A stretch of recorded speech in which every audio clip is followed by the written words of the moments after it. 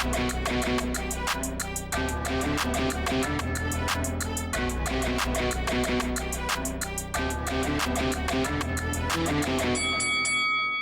guys, welcome to Boxing Squared for boxing news and views from around the internet. This is the post-fight review for the Zhan Kossobutskiy vs Kamil Sokolowski fight, which was on a Siesta boxing card in Minsk. It was called Cold War's Battle 4. And this was a case where Zhan Kossobutskiy got a final round stoppage in the 10th round. He dropped Sokolowski in the 5th, but it was a somewhat frustrating performance all round because Zhan Kossobutskiy never really got out of first gear, but he advances to 14-0. And we'll just sort of whip through a little bit of the action and sort of the story of the fight. I won't sort of go into too much depth, but then I want to get onto a few different points about the good, the bad, and the ugly, because I think, we saw flashes of the talent from Zhan Kossobutskiy, who I have sort of at the back end of my prospect top 15 list at about 10th, somewhere around there. And you saw definitely flashes of the potential this guy possesses.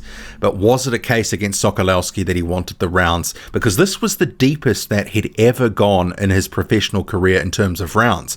The furthest he'd ever gone before was a 6-rounder versus Konstantin Doboshenko. And we just saw Doboshenko give Alexander Zalkozy a very tough fight in the Ukraine.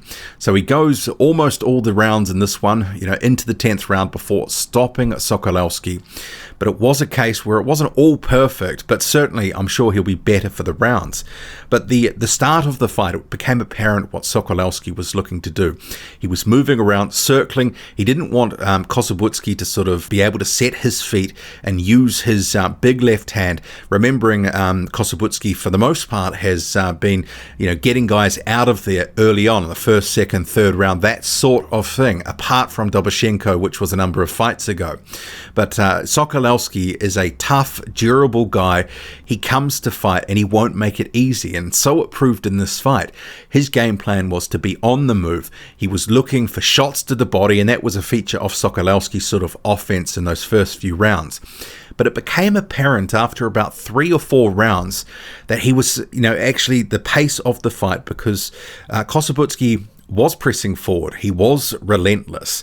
He didn't look like he was exerting a whole heap of energy, but Sokolowski really looked like he was starting to breathe heavy, that the pace was catching up with him, and that he wouldn't be able to maintain that sort of moving style. But Kossobutskiy let him off the hook, because one of the things in this fight throughout most of the rounds, if not all, was he just couldn't cut off the ring. He let Sokolowski off the hook to be able to sort of circle pretty much any which way that he wanted to, and he didn't cut it off to any real extent, because if he had turned up the pressure at a couple of points in the fight, you felt he might be able to get a stoppage.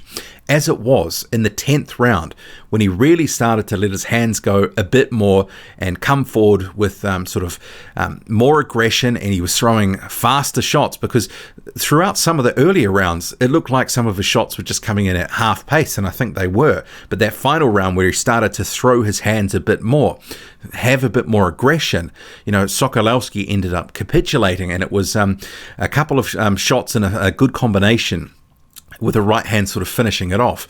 And you can see here on screen, Sokolowski sinks to the canvas, unable to beat the count. So it ends up being a final round stoppage, another TKO win for Zhan Kossobutskiy. He advances to 14-0. But it was a case that you felt through the fight Kossobutskiy was just cruising a bit. And this is the sort of frustrating part of it. He wasn't cutting off the ring. There was sometimes just a lot of one-off shots. And he looked really good when he was sort of punching in combination, but he just really wasn't doing enough of it. And sure, Sokolowski, his sort of movement was thwarting what Kossobutskiy wanted to do, and sometimes Kossobutskiy would put his hands down and sort of gesture for Sokolowski, look, come meet me in the center of the ring. But Sokolowski was like, no, I don't want to do that, and he just kept on doing what he was doing. But you felt like it was almost a cruise control effort, that round after about the first 3 or 4 to about the 9th, it felt like most of the same things, apart from round 5, where here Kossobutskiy did catch up with Sokolowski and was able to drop him. It was a nice right hook and a sort of series of punches that sort of started the rot, and Sokolowski ended up slumping to or falling to the canvas off the ropes. But overall, it was a performance where we should have seen more. And I've got some notes here from that I wrote after the fight. And this was on Fight TV. You can still find it there. So he dominated without looking spectacular. It looked a bit one-paced at times, that he kind of didn't really get out of first gear until that last round, where he was obviously given a bit of a rev up from the corner. Come on, you can sort of stop this guy. You felt like after about the third or fourth round, where Sokolowski was gassing a bit, if he had have turned it up a bit then, really started to let his hands go, that he could have stopped him at any times. He certainly fought within himself. And there were moments where it was obviously, there for the taking to turn it up and sort of, put it on Sokolowski, but he opted not to for whatever reason.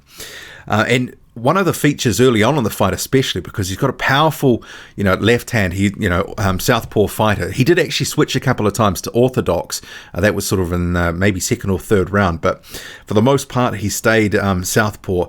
He wasn't disguising the left hand well at all at times. So Sokolowski, trying to circle away from it for the most part, didn't want to sort of come into it. He was smart. He was didn't want to sort of feel the wrath of that power hand. But, there was moments where he should have been setting it up better, and that became quite clear because the jab, sometimes it was just a throw away or a sort of measuring sort of punch as opposed to its own weapon. And when he did sort of throw the jab with a little bit of a sort of verve and vigor, it actually was getting through, and it was a good scoring punch, but he just didn't really sort of work with it enough in this fight, and sort of became obvious. He was looking for the left hand most of the time, and Sokolowski was certainly aware of that.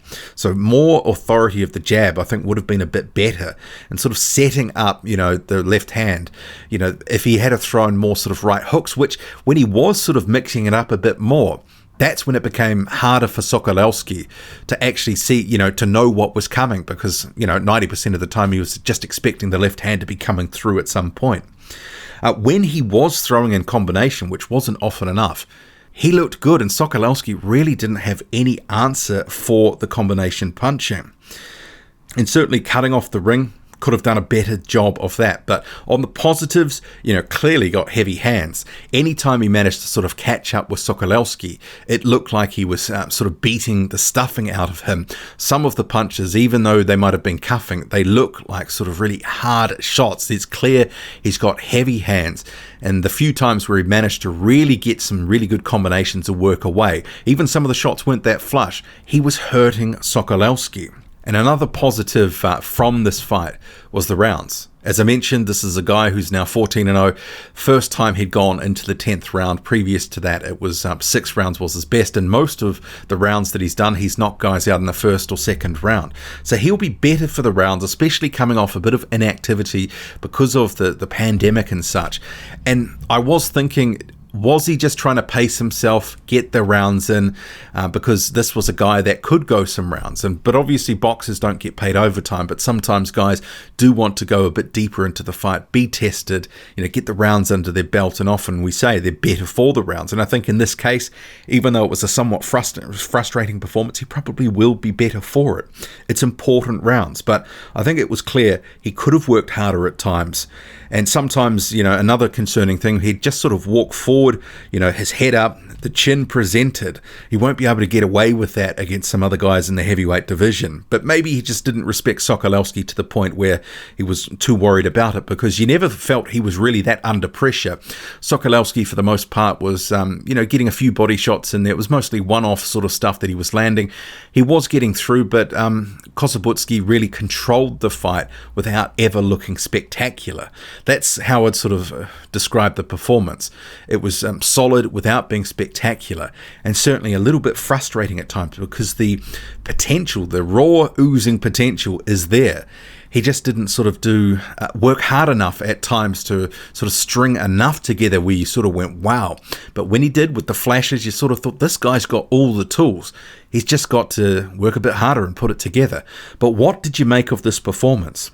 I thought it was okay. It was workmanlike, solid without being spectacular, and he probably could have done better, but there's certainly things to work on, cutting off the ring being one of them. But he gets the win, the third person to stop Kamil Sokolowski. What did you make of it all? Drop a comment, loud and often, hit like, hit subscribe, follow me on Twitter, boxing_squared. I'm out.